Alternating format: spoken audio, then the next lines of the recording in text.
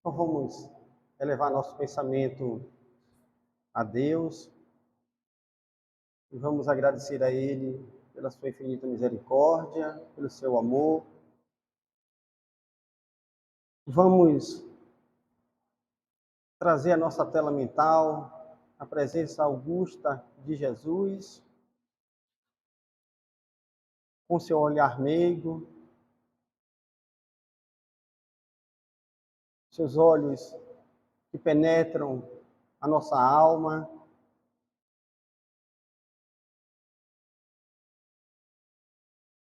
Percebemos seus cabelos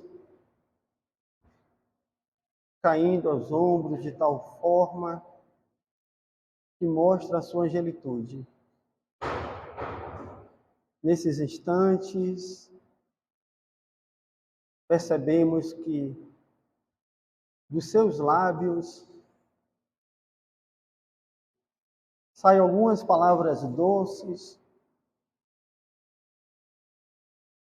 e que prestamos atenção para tentar ouvir o que fala o Mestre. A nossa inquietação íntima, as nossas atribulações diárias, os nossos medos, nos impede de ouvir e entender o que sai dos lábios de Jesus. E Ele, percebendo as nossas dores íntimas, olha para cada um de nós com a sua ternura, nos convidando a acalmar esses tormentos que habitam em nossos corações. Então, com um pouco de esforço, conseguimos perceber nas suas palavras, quase que balbuciando, na sua imensa misericórdia, e ouvimos: vem, me segue. Esse chamamento nos faz palpitar os nossos corações, pois ainda nos distanciamos muito de Jesus.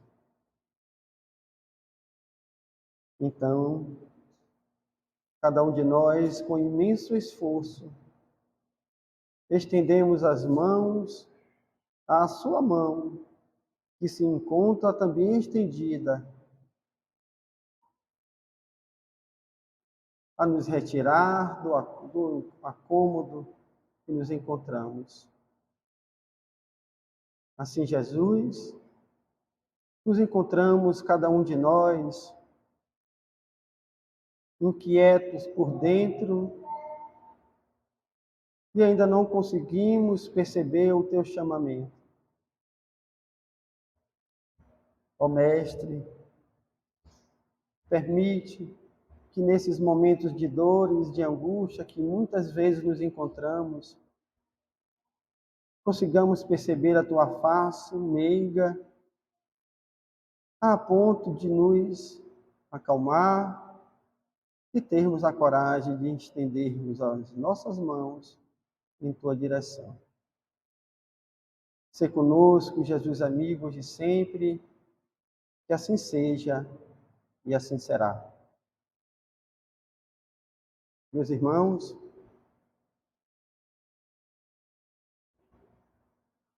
primeiramente eu gostaria de pedir desculpas a vocês, porque é um tema muito difícil de falar, e eu passei essas 2 últimas semanas assistindo outras palestras, avaliando, e para minha gratidão, eu trago um pouco daquilo que eu pude concluir aqui para vocês. Então, eu vou trazer aqui algumas reflexões, compartilhando com vocês, e eu espero que todos saiamos daqui com a certeza de que estamos a caminho. Primeiramente, pena que não está com som, deixa eu ver se eu coloco aqui, eu acho que eu não vou conseguir colocar. Então,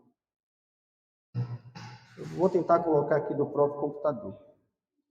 Vocês devem ter conseguido identificar aí essa imagem, não é? Que imagem é essa? De um avião, não é?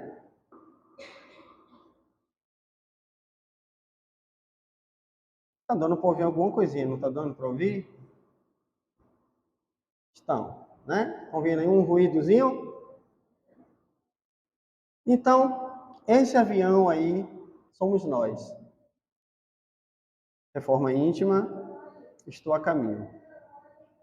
Então, vamos imaginar que este avião seja cada um de nós que aqui nos encontramos e ele já está no ar.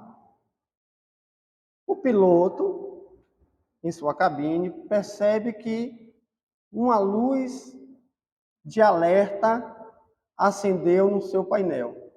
Uma luz, na verdade, talvez para vocês. No meu caso, várias luzes em seu painel. E essas luzes quer dizer que precisa-se urgentemente fazer um reparo. Só que esse avião está no alto, a não sei quantos mil pés de altitude. O que fazer? Alguém pode pensar em alguma solução? Nós teremos que retornar para o aeroporto ou iremos fazer o reparo enquanto ele continua a sua viagem? Qual seria a melhor solução? Esse avião somos nós. Temos condições de retornar ao ponto de início para corrigir alguma falha que porventura foi identificado no nosso painel? Não temos. Graças a Deus, alguns de vocês entenderam isso. Isso significa dizer que nós não temos como parar a nossa caminhada para fazer a nossa reforma íntima. Deu para entender isso, não deu? Pronto. É o primeiro ponto e o ponto talvez mais importante. Outra coisa a se observar é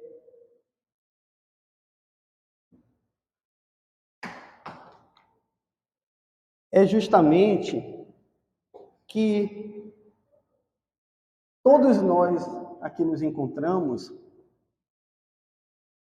somos esse avião, estamos a caminho, a luz do painel acendeu e precisamos fazer esse conserto. E aí tem uma outra questão. Vocês que aí se encontram sentados, vocês criam uma expectativa daqueles que vêm até aqui à frente fazer uma palestra, um comentário. Não criam? Vocês pensam que nós que aqui nos encontramos somos mais ou menos aquilo que a gente fala, não é? Muitos criam sim, porque se por acaso eu, Marcos, passar por vocês na rua, não der um bom dia, que é uma coisa simples, você vai pensar o quê? Olha, um educado lá no centro, fala um cara de coisa bonita, mal deu um bom dia. Alguém pode pensar isso, não pode? que é uma coisa simples. Mas se porventura você vê eu chegar agitado e por algum motivo qualquer que vocês não sabem qual é, mas viu eu falar de uma forma um pouco mais contundente com alguém, com um atendente de alguma loja, por exemplo. Você vai olhar, não acredito que Marcos agiu assim com fulana. Aquele Marcos que vai lá no Núcleo Espírita Agostiniano fazer palestra. Não é? A gente pode pensar isso, não pode não? Recentemente, um palestrante famoso que nós temos aí, assumiu determinada escolha por determinado grupo. E houve uma chuvalhada de pessoas fazendo uma crítica enorme sobre essa pessoa. Não foi?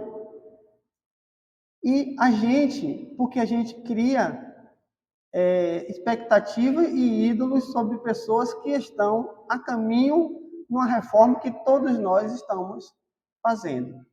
Somos passageiros desse imenso avião. Não seria muito mais fácil? Eu sei que o doutor Douzinho, ele não é espírito superior. Tenho plena convicção disso. Aí alguém pode estar pensando, mas que ousadia, que audácia. Como é que o cara abre a boca e fala isso, doutor Douzinho é espírito superior? Eu acho que ele não é. E ele aqui está perfeitamente sentado nessa mesa aqui no plano extrafísico, balança a cabeça concordando comigo que de fato ele não é. Certo? Mas por que o doutor Dozinho não está aqui junto com o dirigente espiritual da casa, o responsável espiritual fazendo a palestra, e não eu, Roberto, Kátia, Vera, e no lugar de Neta, Zé Robson, que é mais torto do que eu, né, Zé? Porque esse pessoal não. Eu falo assim com o Zé porque Zé é meu amigo, então eu posso, né? Roberto não posso, Roberto é forte, quem é doido de mexer com o Roberto? E Kátia e Vera, o Estatuto da Mulher e do Idoso defende. Tá certo? Então, por que que Dr. Dozinho e os outros espíritos que trabalham no plano espiritual, que dirigem a casa, não estão aqui fazendo a palestra em nosso lugar? Que teriam uma moral maior. Por quê? Será que se esses espíritos estivessem aqui fazendo a palestra, fazendo o trabalho mediúnico, fazendo o trabalho da sopa, a casa estaria do jeito que ela se encontra, com poucas atividades? Ou com as atividades aqui? Não. Porque eles já estão uns 50 passos à frente da gente, já têm a dedicação, o despertar muito maior do que o nosso, já estão um pouco mais próximos do conceito de amor, caridade e justiça do que nós, e daria conta do serviço muito melhor do que a gente. Mas, como Deus é misericordioso, o que é que ele faz? Permite que nós estejamos neste avião que acendeu várias luzes lá de pane, permita que nós aqui nos encontremos para compartilhar com vocês um pouco que a gente estuda e tentar, no nosso dia a dia, fazer. Então, muitas religiões aí fora trazem o conceito da existência de Deus, da imortalidade da alma, vários princípios que a doutrina espírita traz. Em nenhum momento da humanidade nós ficamos isentos da presença divina. Nós ficamos, sem a presença divina em cada um de nós, em nossa vida, em diversas religiões possíveis. Até aquela que você não gosta e acha que não presta. Porque o amor de Deus, ele é tão grande, que coloca os seus conceitos de amor para que cada um, dentro da sua maneira, possa repassar para o outro. Se eu perguntar alguma coisa a esta menina que aí se encontra, deve ter em torno de 8, 9 anos, né? Pronto. Se eu perguntar a ela o que é o amor, ela vai me dizer algumas coisas inerentes à capacidade de idade intelectual dela e moral, talvez. Se eu perguntar a vocês, a resposta vai ser diferente. No entanto, se nós formos olharmos no cerne da palavra, do conceito, ela vai trazer conceitos bem próximos daqueles que vocês que já são adultos e vividos traz também. Ontem nós fazendo, eu e minha esposa, fazendo, ou melhor, minha esposa fazendo e eu só mandando, né? Para variar, né? A nota de compra de hoje, depois que a nossa filha saiu do quarto, chegou, nós estávamos na sala conversando, acabou de chegar ali, Chantala. Aí ela, mamãe, o que você está fazendo? Aí ela, estou fazendo a lista de compra para amanhã. Ela, tá bom. Pegou a lista na mão da mãe, foi lá no meu quarto, no escritório, pegou uma caneta, escreveu 3 coisas importantes para ela e trouxe para a mãe. Aí a mãe foi e me mostrou, olha aqui a lista de compra dela, no verso da nossa lista de compra. Mentos no plural, balas no plural e doces no plural. Por que eu enfatizei o plural? Porque não era para comprar um só, para comprar vários de cada um. Qual era a prioridade para esta criança de 6 anos? As coisinhas dela, os doces dela, do que o mundo que ela entende como mundo. Para nós, a prioridade de compra era outra. Assim nos encontramos dentro do conceito de reforma íntima e dentro daquilo que a gente vê no outro. Então, as várias religiões que Deus colocou no mundo traz os mesmos conceitos de prioridade dentro da sua capacidade de perceber o que é Deus. O que é que falta nessas religiões? O que falta nessas religiões? Não estou dizendo aqui quem é melhor. O que falta nessas religiões? O guia e o modelo. Questão 625 do Livro dos Espíritos.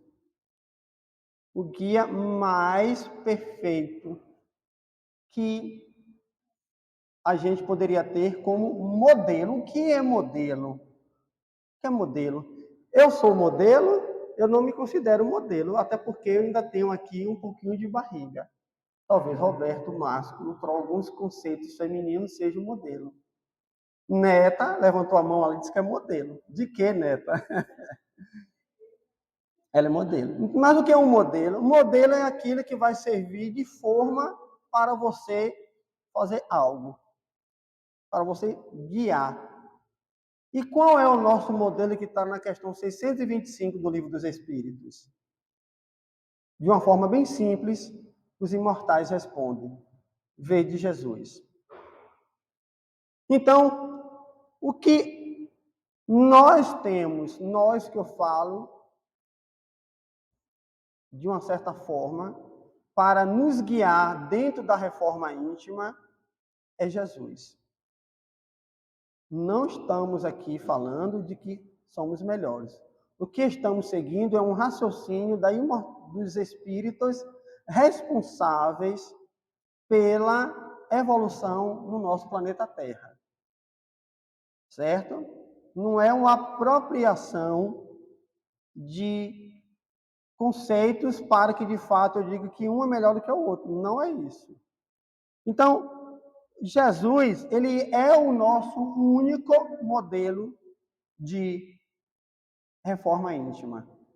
Então, qualquer outro tipo que eu tiver aqui não serve para mim. Por mais que Neta, dentro dos seus 90º ano lá de vida, que não é tudo isso, né, Neta? Menos os 30 aí, né? Não serve como modelo para mim. Ela viveu muito mais, mas não serve de modelo para mim, não deve servir. Assim como eu, que aqui estou, não devo servir de modelo para minha filha. Porque nós aqui possuímos imperfeições. Então, se eu sou imperfeito ainda, eu não sirvo para modelar determinada ação ou determinada coisa que venha a utilizar. Está compreendendo agora, né? Então, eu não tenho como fazer juízo de valor de qualquer equívoco que o outro faça. Não tenho o direito de fazer juízo de valor sobre qualquer coisa, sobre qualquer pessoa na face da terra. Porque eu não me encontro de artifícios, de conceitos, de moral para ajuizar qualquer tipo de sentimento em relação ao outro. Fazemos porque, infelizmente, ainda somos imperfeitos. Tá certo? Então, isso é muito interessante. Quando nós compreendemos isso, a nossa vida começa a se tornar um pouco melhor. Porque eu sei que, dentro das minhas imperfeições, eu não tenho como fazer nenhum tipo de juízo de valor sobre o outro.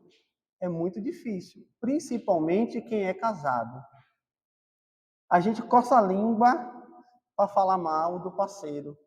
Fala mal porque a gente transfere para o outro a nossa sombra, os nossos defeitos e acha que o outro tem que fazer do jeito que a gente quer. Por isso que muitos casamentos se acabam no estalar de dedos atualmente. Porque nós não sabemos ver o outro como é. A nossa imperfeição é tão grande que eu não consigo ver o outro do jeito que o outro é. Assim como eu falei para vocês, dei o exemplo da minha filha, que fez a lista dela, que a lista de prioridade dela era mentos, doces e balas. A nossa prioridade era outra.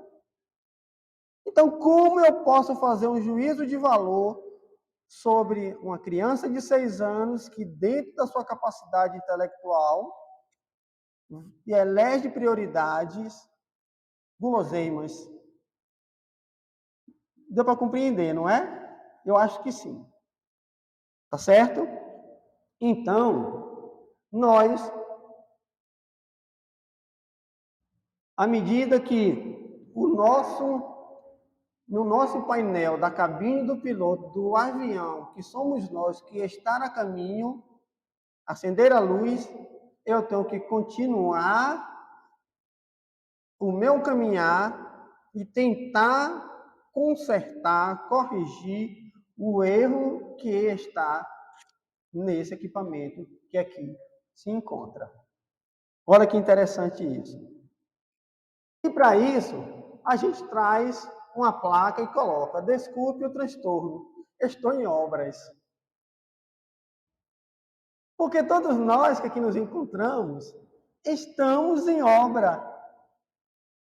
Você já fez uma reforma na sua casa com você dentro, toda a família dentro? Foi tranquilo, não foi? Foi maravilhoso. Eu tive essa experiência de 30 dias. Quando eu adquiri uma casa aqui, eu mandei a esposa e a filha para a casa dos pais e fiquei com o pedreiro aqui.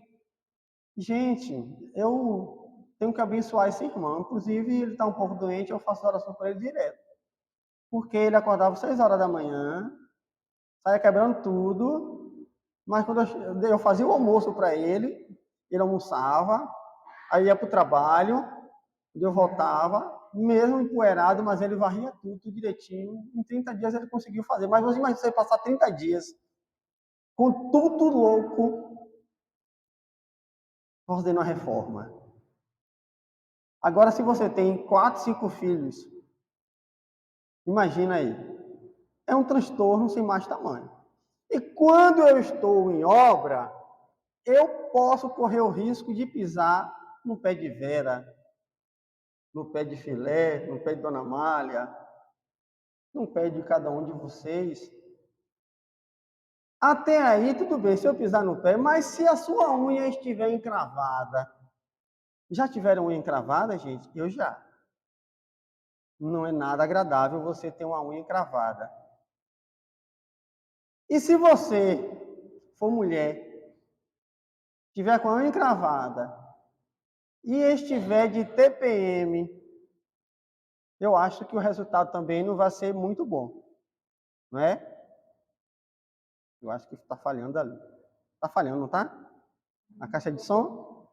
Tudo bem, não tem problema não. Eu vou falar aqui sem o microfone, porque está falando na caixa de som, tá bom? Neta desconcertou. Aí, ó, já estou falando mal de neta, tá vendo? Eu gosto de falar mal de neta, porque neta é gente boa, é idosa e releva as coisas que a gente fala dela. Não é, neta?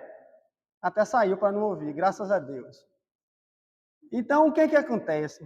Quando eu estou em obras, eu estou com muito transtorno. Agora, se eu em obra com transtorno, bato de frente com alguém que está em obra com transtorno também, o resultado não vai ser muito agradável. Então, por isso que nós precisamos ter um pouco de empatia, respirar, para que quando alguém estiver em obra, mesmo sabendo que eu também estou, a gente possa compreender um pouco e entender que, epa, a obra aí hoje, eu acho que o pedreiro faltou e a pessoa está com muita vontade de terminar essa construção. Então, vamos ter um pouco de paciência com isso. Porque todos nós que aqui nos encontramos se encontram em obras. E se nós estamos em obras, estamos tendo transtornos, não há por que nós ficarmos chateados, zangados com o outro. Não é? Então, o que é a reforma íntima? Aí você tem, entre muitos conceitos possíveis, podemos afirmar que é o esforço que o ser humano faz para se melhorar moralmente. Ele vai corrigir algumas falhas que ali ele consegue perceber. Em alguns momentos, você vai ter um altos e baixos, você vai ter um momento de equilíbrio, de paz, de tranquilidade, mas, geralmente, quando nós passamos muito tempo em equilíbrio, com tranquilidade, significa dizer que as coisas não estão boas. As coisas só melhoram para a gente quando começa a ficar ruim. Ficou um pouco complicado de entender, não é? Mas é assim que acontece. Porque quando algo está ocorrendo conosco, é porque, de fato, nós já começamos a sair do ponto de equilíbrio, de inércia que nos encontrávamos anteriormente. E aí, para quem já estudou um pouco de física, não vou aprofundar nisso, é claro, diz que quando você está em movimento, você provoca atrito. E quando você provoca atrito, há um gasto de energia. É por isso que quando a gente coloca combustível no carro, que você acelera, eu fico olhando assim, gente, é horrível quando você enche o tanque, 2 semanas depois, ou 1 semana depois, ou 2 horas, 3 horas depois, o combustível já está acabando. Por quê? Você está provocando uma ação e a reação daquilo ali vai ser o gasto de energia. Então, estar passando por dificuldades não é ruim. Ruim é quando nós permanecemos insistentemente na dificuldade. Aí sim é um problema muito sério, é um problema gravíssimo e nós vamos precisar do auxílio de profissionais que tenham a capacidade de nos tirar daquela monoideia que nos encontramos, daquela situação e nos mostrar que existem outras possibilidades. E para que a reforma íntima? Porque, sendo todos nós espíritos imortais em experiência terrena, ou seja, nós estamos aqui de passagem, já vivemos isso diversas vezes, nós estamos aqui, pondo em prática o que nós estávamos estagiando no plano espiritual. E eu tenho uma notícia muito ruim para compartilhar com vocês. Se nós queremos fazer um stand-by na nossa reforma, aquele que estão à sua volta, provavelmente, se continuar no play, irá caminhar e você ficar para trás. Na próxima encarnação, esqueça, você provavelmente não vai vir. Você deu um stop aí, botou no stand-by a sua evolução.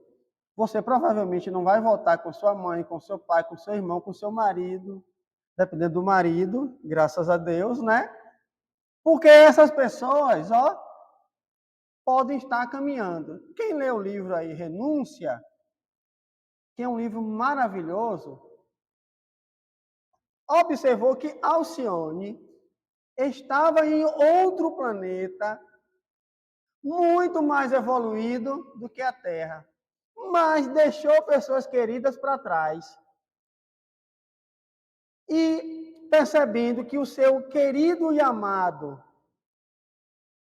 daquela época, a sua alma gêmea, ficou para trás e disse que não reencarnaria novamente se não tivesse a presença de Alcione ao seu lado. Então, Alcione conversou com seu amigo e mentor espiritual e pediu autorização para voltar a reencarnar na Terra. Olha que missão maravilhosa. E ele a alertou, informando que as dificuldades de estar no corpo físico são imensas, que não havia garantia de que ela lograsse êxito. Mesmo assim, ela disse que ia confiar em Jesus, no auxílio de Jesus, e reencarnar para resgatar aqueles que ficaram para trás por invigilância, por ter deixado a sua evolução no stand-by. Porque a gente não dá stop, a gente deixa no stand-by. Temos que continuar. Olha o avião no início ali. E o resultado disso é que eu não vou contar, eu vou deixar para que vocês vão ver o final. Esse foi apenas um spoiler do livro Renúncia, Chico Xavier, pelo Espírito Emmanuel. Leiam, gente. Vocês vão chorar a cada página. Eu, que não choro nem com desastre de avião, chorei a cada página que eu li esse livro, porque é espetacular. Você pode comprar em diversas editoras. Se você tiver um Kindle, você pode comprar na Amazon e ler no Kindle, ou você pode pedir pela editora Boa Nova. Não é para assistir, é para ler. O gostoso é ler. Eu prefiro ler. É muito bom Renúncia. Muito bom. Aí você... Eu, de vez em quando, eu gosto de brincar, que vou... Espíritos, por favor, fechem os ouvidos. Apesar de que eu estou gravando, mas, de vez em quando, eu falo para minha esposa e digo assim, eita, eu acho que eu vou avançar, acho que eu vou ser igual ao Alcione, vou lá para a ente superior, vou te deixar aqui. Ela, eu vou atrás de tu. Eu falei, não vai não. Mas aí parece que alguém sempre vê assim, ó, quem te disse que tu é melhor do que ela? É horrível você ter mediunidade, gente. É horrível. Não tenho mediunidade. Porque sempre vem uma vozinha que diz assim, quem disse que você é melhor do que ela? E ela é uma santa. Eu nunca vi para me aguentar, só pode ser santa. Sem esse esforço individual para nos melhorar moralmente, não podemos crescer e evoluir espiritualmente. Então, como fazer a reforma íntima? Através do autoconhecimento e do autoaperfeiçoamento moral. E esse autoconhecimento e esse autoaperfeiçoamento moral não é você parar e meditar, botar o dedinho, não. São coisas tão constantes que a gente nem imagina. Até você aprender a levantar a tampa da privada, homens, para fazer xixi e evitar que sua esposa brigue com você, isso é um autoconhecimento, porque você está tendo consciência de que você não está irritando sua esposa. Você simplesmente levantar da sua mesa, pegar o seu prato e levar para a pia e lavar o seu prato e o prato de todos, isso é autoconhecimento, porque você está contribuindo para a paz da sua esposa. São coisas tão simples e que a gente não imagina. Você pegar o seu bendito carrinho e estacionar no lugar certo. Você não irrita aquele motorista que está fazendo certo. Você não dá uma contramão, você não irrita aquele que está... Você sempre está pensando no outro. É a busca do autoconhecimento, você fazer o certo, mesmo que todos estejam fazendo errado. É muito comum a gente ouvir aqui nesta cidade pessoas dizerem, comigo já se falaram várias vezes, isso aqui não é contramão, não, aqui é chique-chique. Como assim, cara pálida? Lei é lei em qualquer lugar. Então, o hábito que nós temos em pensar no outro já é um processo de autoconhecimento e você querer ver o outro em paz. São coisas tão simples na nossa vida. Às vezes, se calar diante de uma multidão. São coisas tão simples que a gente acha que fazer reforma íntima ela é muito complexa e não está para a gente. É muito interessante observar isso. Então, muitas vezes, quando a gente não consegue fazer a reforma íntima com a nossa própria vontade, Deus permite em nós as vicissitudes da vida. Vejam lá no Evangelho segundo o Espiritismo, capítulo 6 dos Perfeitos. Eu trouxe aqui um pequeno conceito para que a gente possa entender. Sabe que todas as vicissitudes da vida, todas as dores, todas as decepções são provas ou expiações e as aceita sem murmurar. Então, já que nós temos dificuldade de fazermos a nossa reconstrução para continuar a caminhada em direção a Deus, Deus permite com que alguns fatos ocorram em nossa vida para que a gente reflita sobre aquelas ações. Então, quando advir para cada um de nós as vicissitudes, receba-as de braços abertos, agradeça a Deus e faça com que ela seja a melhor passagem da sua vida naquele momento. Porque é a oportunidade de reparo neste avião e apagar uma das luzes do painel de alerta que se encontra em cada um de nós. No Livro dos Espíritos, na pergunta 399, há um comentário de Kardec sobre as vicissitudes. E ele faz o seguinte: as vicissitudes da vida corpórea constituem a expiação das faltas do passado e, simultaneamente, provas com relação ao futuro. Então, as dificuldades que nós temos hoje, ele é oriundo do nosso passado e pode servir de base para o que nos aguarda no nosso futuro. Depuram-nos e elevam-nos se as suportamos resignados e sem murmurar. Então, qual é a dificuldade que vocês estão passando? Que te incomoda? Que mexe contigo? Qual é? Já parou para aceitá-la, para meditar sobre ela e o que ela quer dizer a tua atual reencarnação? Por que será que isso está ocorrendo contigo? Então, essas indagações fará com que a gente possa perceber que muitas falhas que estão ocorrendo é oriundo do nosso íntimo, de algo que não está legal e que acendeu a luz no painel, que a gente precisa pensar, por que aconteceu isso? O que tu queres me dizer, Senhor? Lembrando o caminho de Damasco, quando Jesus apareceu para Saulo e perguntou a ele: Saulo, por que me persegues? Qual foi a atitude de Saulo diante daquela luz que o cegou? Ele murmurou ou perguntou simplesmente: o que queres que eu faça? E qual foi a resposta de Jesus para Paulo? Está lá no livro Paulo e Estevão, mais um spoiler aí para que vocês se sintam com desejo de ler. Livro Paulo e Estevão. Jesus, ao invés de responder para ele, dar um mapa para Paulo seguir, pediu que Paulo procurasse quem? Ananias. O que Paulo tinha ido fazer lá em Damasco?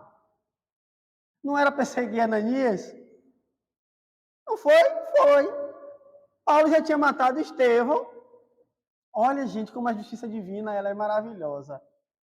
Nunca peçam justiça, pelo amor de Deus. Gente, não, eu falei isso não pode dar outra palestra, né? Nunca peçam justiça. Eu quero justiça. Cala a boca, pelo amor de Deus.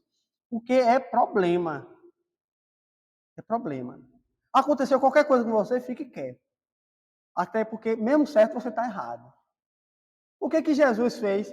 Mandou Paulo para procurar Ananias. Mas Paulo tinha ido fazer o quê? Matar Ananias. Aí Jesus aparece para Ananias e fala, ó, vou mandar Paulo aqui vir conversar contigo. Aí Ananias deve ter pensado, vem cá, peraí, é assim que tu me trata? O cara quer me matar e tu manda ele vir até mim? Você parou para pensar por que Jesus mandou Saulo, né? Não era Paulo ainda, para ir de encontro a Ananias. Por que colocar o lobo com a ovelha? Gente. Hã? É, né? Não é para curar vista, era uma desculpa. Era para ensinar. Era para ensinar. Mas exercício da humildade. Aquele que ele estava perseguindo era justamente aquele que iria salvá-lo, que ia ajudar a curá-lo. E o que é que Paulo faz? Vai com os dois amigos, né, que estavam lá com Paulo e disse, não, pode ir embora que eu vou aqui, ficar aqui. Mas como você está cego? Não, pode ir embora, eu encontrei Jesus, vamos assim dizer, e vou me encontrar com a Ananias para me dar as orientações sobre minha nova vida. Então, todas as vezes que nós estivermos perseguindo alguém e pedimos ajuda a Jesus, Jesus vai nos colocar de frente com o nosso inimigo. Aí você vem na casa espírita porque está com um obsessor. E Jesus permite com que você esteja com ele. Você matou a pessoa há 200 anos atrás e agora ele te encontra. Aí ele está dizendo na reunião mediúnica, olha, eu perdi esse pi, pi, pi, não é? Não posso falar esse palavrão. E agora eu encontrei, não sei como, ele encontrei. Está em outro corpo, mas eu sei que é ele. Por quê? É o caminho de Damasco para cada um de nós. Porque a única coisa que deve acontecer dentro da nossa reforma íntima é reconhecer os nossos erros e corrigir. E eu não corrijo o meu erro se eu não estiver com aquele com quem eu feri. Mas a notícia é ruim. Não largue do seu marido nem da sua esposa. Se você largou, vai voltar com ele. Porque algo aconteceu de errado que precisa ser corrigido. Tudo bem, deu um stand-by aí na relação, mas depois vem de novo, com o filho, como filha, como marido. Se você tratou mal ela, ou ela te tratou mal, e você deu o azar dela vir como tua mãe ou como teu pai, perdeu o playboy. Porque a sorte é que hoje não se pode mais bater em criança, né? O ECA protege. Né?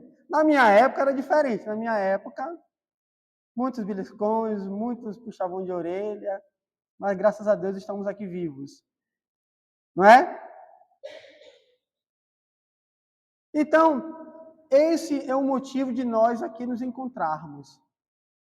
Para justamente, depois de estar com o nosso companheiro que vai nos instruir, eu passar um período no deserto. Foi o que Paulo foi fazer. Eu preciso passar um período no deserto para refletir sobre as minhas ações e ir adiante. Há 3 caminhos do processo de autoconsciência, que é a descoberta do eu, quem sou, de onde vim, para onde vou, que é um questionamento que a doutrina espírita ajuda a nos compreender. O segundo passo, o enriquecimento do eu, que é conhecer para ser. Então, a partir do momento que eu descubro que eu sou espírito, eu passo a trabalhar na minha vida diária como espírito imortal que sou. O terceiro momento é a vivência daquilo que eu tenho aprendido, que é a aplicação de toda a ética decorrente desse processo que nos leva a transformarmos e a nos informarmos. Então, aqui estamos adquirindo novas ideias e a partir do momento que eu chego lá fora, me encontro numa situação, eu já penso 2 vezes antes de agir como eu reagia anteriormente. Pelo menos isso é assim que se espera. Só que tem uma coisinha que ainda nos atrapalha. São as paixões. Na questão 907 do Livro dos Espíritos, Kardec pergunta: será intrinsecamente mal o princípio originário das paixões? embora esteja na natureza, e aí é que está.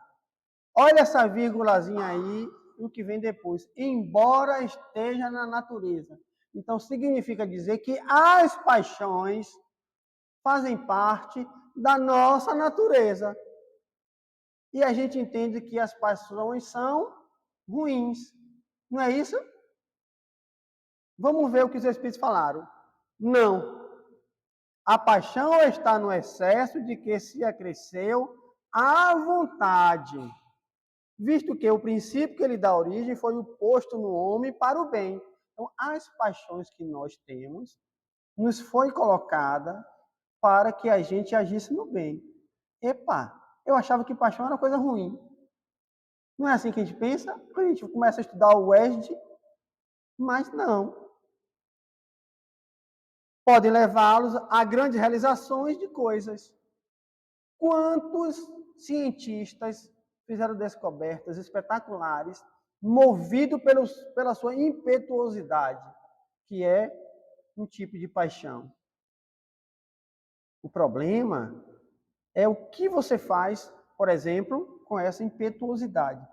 Você, para conquistar algo, você passa por cima de pessoas, aí a paixão já se tornou ruim. Eu posso ter o espírito de liderança e tentar aqui com as ideias guiar todo mundo. Mas a partir do momento que eu consigo falar por trás de um, falar por trás do outro, colocar com um, colocar com o outro, isso já se torna uma coisa ruim. Quando, no segundo ano, no primeiro semestre de agronomia, em 2002, eu peguei uma disciplina chamada Epistemologia e Metodologia da Pesquisa. E o professor, ele fez uma dinâmica muito interessante, porque ele precisava descobrir na nossa sala de aula quem eram os líderes da equipe para ele direcionar alguns trabalhos que ele precisava fazer. Então, ele pegou uma dinâmica, tinha uma bonequinha com outras bonequinhas dentro, distribuiu essa bonequinha para o pessoal, pediu que alguém elegesse o líder da equipe e passou a atividade. E ele ficou de fora observando e anotando cada equipe. E no final, a surpresa nossa é que o líder da equipe, quem foi responsável pela equipe, não era o líder. A ideia era identificar, era um método para identificar o verdadeiro líder. Então, o líder, às vezes, não é aquele que está à frente, é aquele que está por trás, ajudando na organização e consegue convencer o outro daquilo que precisa ser feito. Então, olha que interessante. Então, às vezes, um presidente de uma casa espírita precisa de pessoas que sejam líderes também, que estejam em seus determinados pontos para conduzir determinada atividade. Como é que eu posso conduzir a função do setor da mediunidade, se a pessoa que está responsável pelo setor da mediunidade não tem autonomia de líder para guiar e organizar as ações? Então, às vezes, a gente acha, não, o funcionário só anda tomando na frente do serviço, porque ela é uma pessoa líder, sem precisar, de fato, estar à frente. E a gente, com a nossa inveja, começa a criticar o outro. Aí sim é uma paixão que se torna má. Está dando para compreender? Se não tiver, a gente em um outro momento estuda isso em grupo que pode ficar mais interessante. Na questão 908, Kardec pergunta, né, para instigar mais ainda os espíritos. Como se poderá determinar o limite onde as paixões deixam de ser boas para se tornar mais? Mais ou menos já deu uma resposta, mas vamos ver o que os espíritos falaram. As paixões são como um corcel. O que é um corcel? Um cavalo.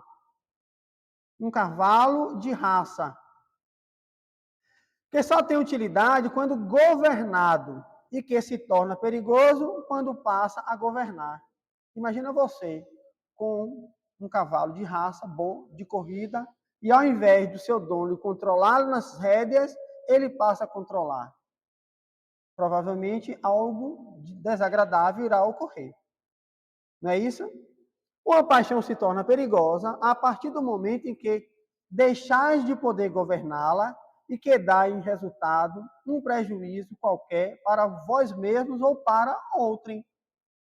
Então, se algo que eu estou fazendo está prejudicando alguém, então essa paixão esse desejo, essa ação, ela é má. Então, tudo que nós temos que fazer é avaliar que o que eu estou fazendo é bom para o outro. Olha o autoconhecimento entrando aí mais uma vez. Não é? Então, determinadas coisas que a gente faz no nosso dia a dia. Lembra que eu falei? Para a gente não irritar a esposa, não irritar a pessoa lá fora, tentar não irritar. Se o outro se irrita por natureza, aí é um problema dele. Mas você estando com sua consciência tranquila, que você está tentando fazer para o melhor do outro, aí tudo bem. Então, a reforma íntima é você observar esses pontos e transformá-los em positivo. Só que isso, muitas vezes, é atrapalhado pela cortina do eu.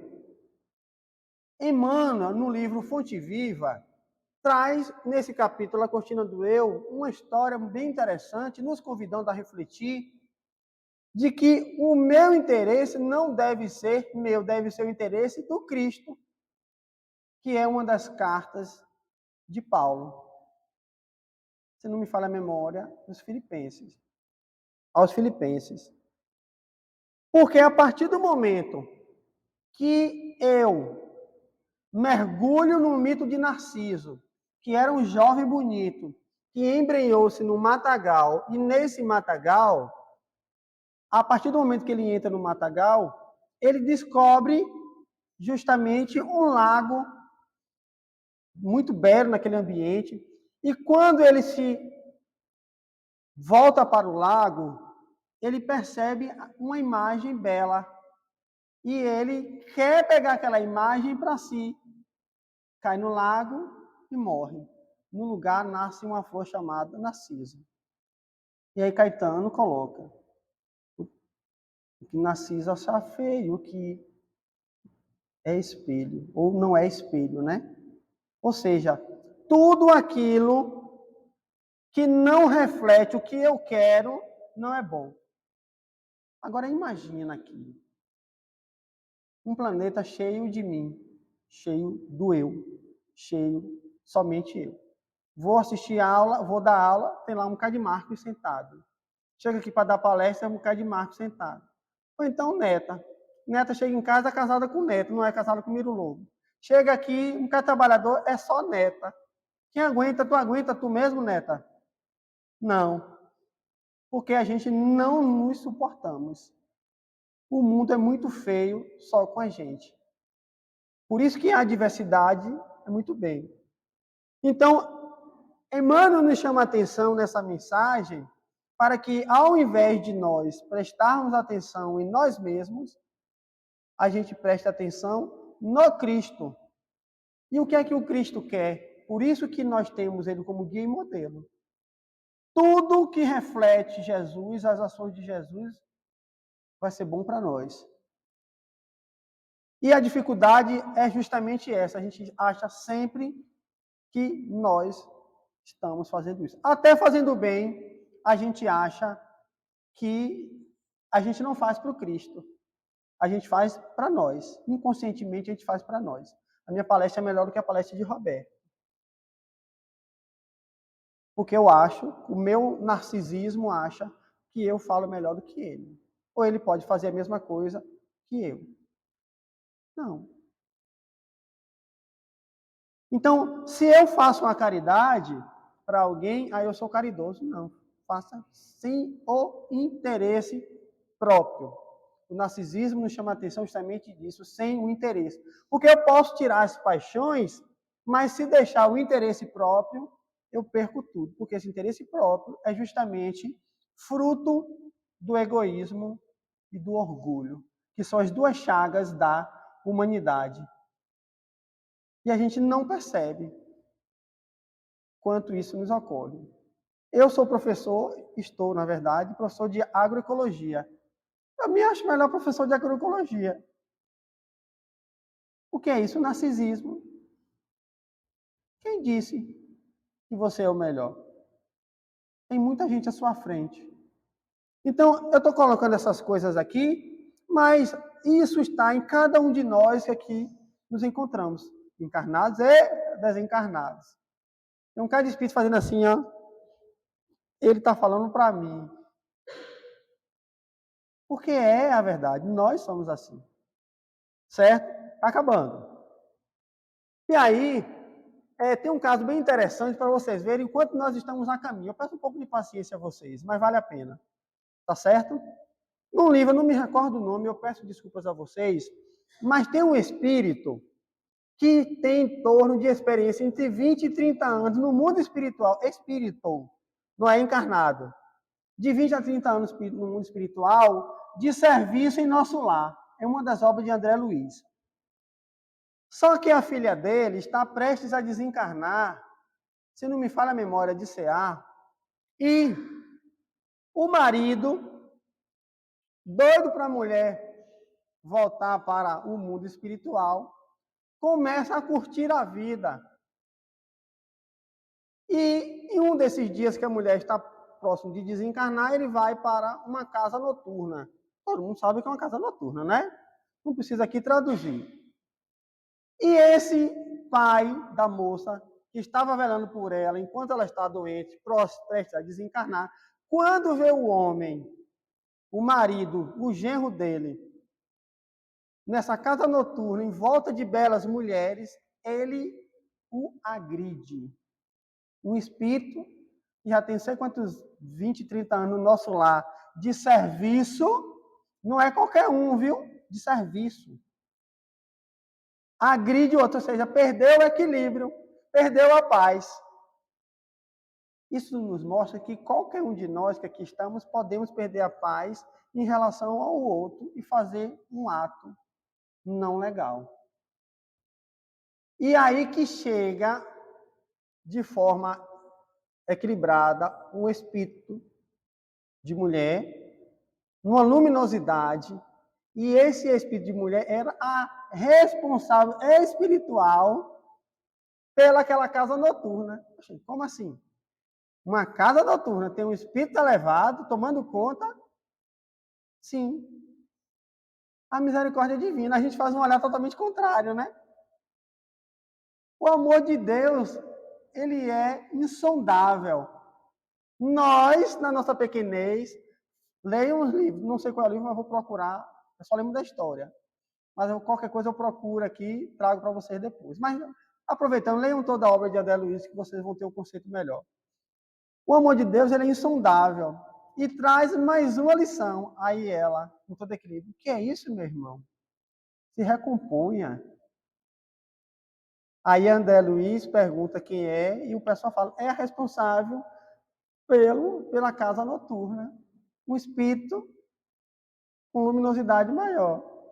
Aí eu pergunto a vocês, se vocês soubessem que o presidente ou a presidente da casa fosse um ex-traficante ou uma ex-prostituta, vocês estariam sentados aqui ouvindo ele ou ela falar? Precisamos aprender muito com o amor e com a misericórdia de Deus. Por isso que é bom estudar, ler, em especial as obras de André Luiz, que a gente aprende muito, nos surpreende de tal forma, porque a gente faz juízo de valor bem diferente daquilo que é. Mais uma historinha aqui para a gente entender o que é a reforma íntima e como ela age na nossa vida. A reencarnação da mãe de André Luiz, no livro Nosso Lar. Então, André Luiz tem muito amor pelo pai, que se encontra há muito tempo nas regiões de sofrimento ou no umbral. Nós sabemos, quem lê o livro aí, Nosso Lar, fazendo mais um spoiler aqui, que o pai de André Luiz era um excelente pai, mas era um péssimo marido. Tinha duas amantes que ele levou para o mau caminho. E desencarnou, e essas duas amantes ficaram perseguindo ele no mundo espiritual. A mãe de André Luiz, que suportou tudo isso, de pouquinho calada, fazendo o seu dever de mulher, não foi nem para nosso lar, foi para as regiões superiores. André Luiz, para visitar a mãe, dormiu se desdobrou em espírito e foi ver, com a ajuda da espiritualidade, para ver a mãe dele no outro plano superior. E mesmo assim teve que ter várias horas de serviço. Nada é de graça, gente. Como diz o pessoal, não existe almoço grátis. Para ele conseguir ir para ver a mãe, precisou vários meses de trabalho para ter boas horas, dormiu e se desdobrou o espírito. Isso aí são as fases do perispírito. Quem está no estudo da mediunidade, eu espero que veja isso lá adiante. Tá certo? Que há também um desdobramento no mundo espiritual. Não é só aqui quando a gente vai ver e visitar os espíritos, não. Então, olha como é. Bom, André Luiz preocupado, porque não estava conseguindo retirar o pai lá da região de sofrimento, conversando com a mãe falou, não se preocupe, André, eu já tenho a solução. Conversei com os ministros e eles me autorizaram a eu reencarnar. André, como assim, mãe? Você não precisa reencarnar, mas eu vou reencarnar e vou resgatar seu pai das regiões de sofrimento. Ele vai se casar comigo novamente. Olha como o amor é lindo, né? Sua alma gêmea está aí do seu lado. Ame-o. Ame o seu Gumercindo, tá certo? E o que é que acontece? E as duas mulheres? E aí? O que será que vai acontecer com essas duas mulheres? Elas estavam atrapalhando o processo reencarnatório do pai de André Luiz, porque já estavam imantados a tal ponto da ligação espiritual com ele. A espiritualidade, a mãe de André Luiz falou, não, eu as receberei como filha. Já pensou? Você está casada com um homem. Falar para o coração feminino, que é muito bom falar para a mulher, né? A gente mexe no brilho das mulheres. E aí? Você está casada? Seu marido, lindo e maravilhoso, você descobre que ele está te traindo com duas amantes. Transforma sua vida no inferno. Você vai para o mundo espiritual. Quando volta, você ainda pede para reencarnar com o bendito homem novamente e recebe aquelas duas mulheres como filha. E aí? Por isso que eu digo, gente, não peçam justiça divina. Deixe Deus no canto quieto, que ele sabe agir. Não peça que você não pode aguentar. Tá certo? Aí vamos ver esse homem que colocou aquelas duas meninas, aquelas duas mulheres, no mau caminho, ensinou vícios para ela. Quando essas mulheres estiverem jovenzinhas, lindinhas e maravilhosas, vai trazer muita dor de cabeça para esse pai? Vai. Ele vai aceitar entregar essas duas jovens de mão beijada assim para o noivo que vai chegar? Nós homens, né? A gente fala assim, nós temos filhos, mulheres, né? A deixar que vem aqui, eu estou com um cacete na mão, com a espingarda aqui. Não é assim que a gente fala? Eu tenho uma filha e eu tenho um colega meu, eu tenho duas filhas, eu sempre brinco com ele, né? Com o Djalma. Não, Marcos, aí quando ele manda os vídeos para mim, com as coisinhas assim, aqueles fortão, recebendo, a gente dá risada muito com isso. Eu não falo nada porque ele não tem, assim, muita feita religião, não, mas eu fico de boa, dou risada, a gente brinca. Então, muitas vezes é isso. Aquela pessoa que você botou no mau caminho, Deus, como é maravilhoso, traz de volta para sua família para você educá-la, já que você é o responsável pelo erro que foi cometido. Ande certinho, e menos problema você vai ter. Certo? E para encerrar, nós temos aqui uma história de Bartolomeu e Pedro. Bartolomeu era aquele discípulo de Jesus pessimista.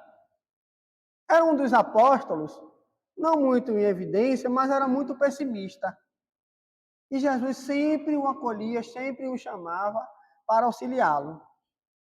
E Pedro era o apóstolo de Jesus, mais bruto, mais ignorante, mais rude que vocês poderiam conhecer. Tanto que ele negou Jesus o quê? Quantas vezes? 3 vezes. Quando Jesus foi lavar os pés dos seus discípulos, um dia antes da crucificação, momentos antes da crucificação, Pedro recriminou Jesus, conta Humberto Picampo no livro Boa Nova. E Jesus sempre trazendo a lição, que foi quando Jesus informou que Pedro iria traí-lo, negando-o 3 vezes. E mesmo assim, Pedro, depois de ter vivido aquele momento de turbulência, com seu painel lá, com praticamente todas as luzes acesas, Jesus em nenhum momento deixou de outorgar a Pedro o direito de ser o dirigente do seu apostolado. Por isso que nós aqui nos encontramos falando algumas coisas para vocês que ainda não fazemos. Porque somos todos nós aqui Pedros, que vem aqui à frente falar. Somos mal educados, somos brutos, somos ignorantes, cheios de erros, arrogante. Por que Jesus não apareceu para Pedro, apareceu para Maria? É um questionamento que a gente deve fazer. Não é? Então, nós, muitas vezes que vemos aqui à frente, dirigimos a casa espírita, somos Pedro, mas Jesus nos ama, assim como ama cada um de nós que aqui está. Aquele que está lá enclausurado na penitenciária, que cometeu diversos crimes, é amado da mesma intensidade que nós que aqui nos encontramos, que o professor que dá aula, que o médico que está atendendo o paciente, o policial que está cuidando daquele ali. Porque o amor, ele é só um, certo? E nós aqui nos encontramos como essa imagem, em altos e baixos, subindo e descendo, um momento lá em cima, que nos traz um momento de respirar tranquilidade, outros momentos para baixo, e nunca devemos ficar com a linha reta. Porque se nos encontrarmos com a linha reta, significa dizer o quê, gente? Esse aparelho na medicina? Que morreu. Alguém aqui quer morrer, espiritualmente falando? Eu tenho certeza que não. Por favor, não batam palma. Orem por mim, para que um dia eu me encontre com uma segunda fase de Pedro, onde eu possa afirmar, quando Jesus perguntar para mim: Pedro, tu me amas? Sim, mestre. Então cuida das minhas ovelhas. Mais uma vez, Jesus insiste a Pedro: Pedro, tu me amas? Ele já começa a questionar, já começa a pensar: por que o mestre está me indagando pela segunda vez se eu o amo? Se eu estou todos os dias aqui com ele, sou o primeiro a acordar, como pescador que sou, e ele está ao meu lado, repartindo o pão comigo, ceando comigo. Eu conduzo o barco que ele está presente. Não há por que o mestre duvidar do meu amor para com ele. Então Pedro volta a si, olha para Jesus e diz: sim, mestre, eu te amo. E ele diz: Pedro, apacenta as minhas ovelhas. No entanto, Jesus quer buscar o ser divino que encontra em cada um de nós, e ele traz isso dentro de Pedro e pergunta mais uma vez: Pedro, tu me amas? Nesse momento, como se nós estivéssemos no lugar de Pedro, refletimos juntos e nos perguntamos: por que essa indagação mais uma vez, se eu já havia respondido? Porventura, está duvidando do meu amor? Então eu olho para dentro de mim mesmo, como Pedro também olhou, chora copiosamente, mas encontra assim, nos ensinamentos passados por Jesus, olha dentro dos seus olhos e afirma mais uma vez: sim, mestre, eu te amo. Então Jesus olha com ternura para Pedro e solicita: apacenta as minhas ovelhas. Então, meus irmãos, aqui, como muitos de Pedro que somos, que posso rogar por mim, por cada um de vocês que aqui nos encontramos, para que Jesus nos ajude a apacentar as suas ovelhas. Gratidão, gratidão, gratidão.